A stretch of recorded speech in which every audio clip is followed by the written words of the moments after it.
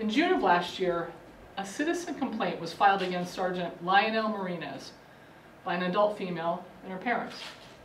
They had concerns over the actions of Marinez after he had a chance brief encounter with her in the parking lot of a local establishment. While driving home, she became concerned upon realizing he was following her in his police cruiser, although he turned off shortly before her arrival to her parents' house. A short time later, Marinez showed up to this residence and told her parents who answered the door that he was there to speak with the woman who had arrived there shortly before regarding a domestic matter. Parents, of course, recognized there was no domestic situation occurring with their daughter, questioned his true intentions, and refused to allow their daughter to come to the door. Marinez continued to persuade the parents to let him speak with their daughter.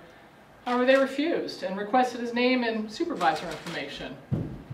Marinez left the residence without providing any of this. They immediately called our agency and spoke with the watch commander on duty, who was able to determine that it was Lionel Marinez who was working at the time, and who, upon questioning, told him a starkly different account, saying he followed her to her residence because one of her headlights was out and he thought maybe she was impaired. The two stories really didn't match up, and when it was brought to my attention, I ordered a further investigation into the incident, which ultimately led to an audit of Marinez's driver's license and vehicle registration records use, as well as his patrol activity. The results of this audit heightened my concern even greater due to discrepancies of the subjects he was conducting queries on versus his involvement he and the department were working on with regards to open and active cases as well. A very, very clear trend of focusing on female versus male names emerged. At the beginning of the investigation, Marinez, a 12-year employee with our agency and serving in a supervisory capacity, was pulled from patrol activities and assigned to desk duty. As the investigation continued and the egregious nature of his actions became more and more apparent, he was ultimately placed on administrative leave without pay and stripped of his badge, gun, and uniforms. On October 30th, 2018, Marinez resigned. Our investigation, however, continued and revealed several hundred questionable database queries of women during a specific time frame that was chosen due to our ability to correlate this data through various internal systems. It also revealed that this behavior may have been going on for years, stretching as far back as 2012. Ultimately, we were able to locate and interview nearly 150 women in association with this case. From there, a smaller subset was identified in which we were clearly able to show that Marinez engaged in negative and inappropriate direct contact with them while presenting himself as a Bradenton police officer, both on and off duty. To get right to the root of the matter, Lionel Marinez was not utilizing this data for law enforcement purposes whatsoever. Instead, he was using it in a variety of ways via social media, cold telephone calls, visits to their home under the guise of being there for police business, you name it, to try and get dates with these women.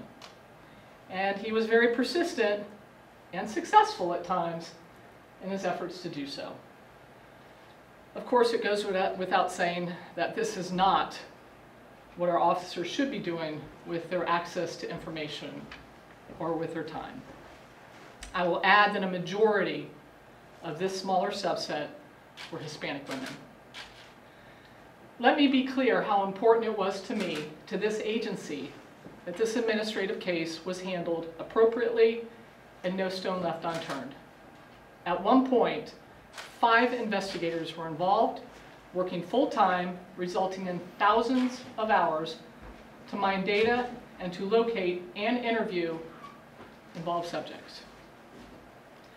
Our internal investigation was recently closed with the finding of numerous administrative violations involving gross misconduct to include misuse of criminal justice information, violations of our record security policy, and sex on duty. Had Marinas not resigned, he would have been fired, and that finding has been provided to FDLE relative to his law enforcement certification. I'd also like to add that an enhancement of our database auditing practices has already occurred within the agency. While BPD's administrative case has concluded, this remains a very active and open criminal investigation which is being handled by the FBI. For that reason, while I appreciate the desire for the public to know more, BPD's administrative case material will not be released at this time, as the FBI has indicated that doing so could compromise their ongoing investigation. I've tried to paint a clear picture for you today in light of this, so that you respect our need to retain the confidentiality of this information and this investigation. My primary goal in appearing before you this morning is to foremost ensure that the public is aware that Lionel Marinas is no longer serving in the capacity of a sworn police officer with the Bradenton Police Department, and secondly, to assist the FBI with their investigation by providing you with a picture of him and encouraging anyone who may have further information to contact the FBI Tampa office at 813-253-1000. This is truly a disturbing situation for me as chief. Over the past couple weeks, I have personally met with most of the women involved in the smaller subset in an effort to help them regain their trust in the Bradenton Police Department and to ensure them that Marinas' actions are not a representation of those who so proudly wear this uniform and badge, and also simply to tell them, I'm sorry.